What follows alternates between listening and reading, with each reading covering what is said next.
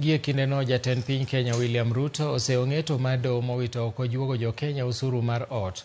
Koloso e kaunti ma Meru, Ruto wacho ni doho nowinjo migi thuolo mar timo gik moko kaka chik dwaro molo wite oko chutho. Mimi nataka niwaambie wale wameenda kotini ati kuzuia hii mpango ya housing. I want to tell them there is no greater public interest than the employment of millions of citizens who for a long time have never had an opportunity to work in their country because there has been no plan on how to employ young people in Kenya. For the first time, the government of Kenya, through a popular vote in our manifesto, have a plan on how to create jobs in Kenya through the housing program.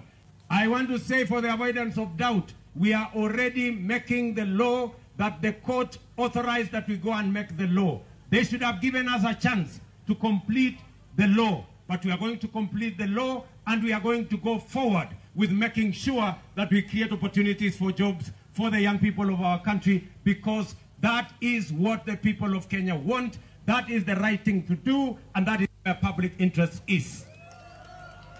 Tumekubaliana jameni? Tunaelewana?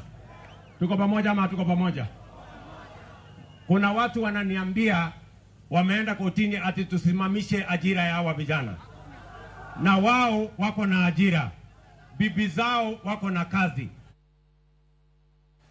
Jo Kenya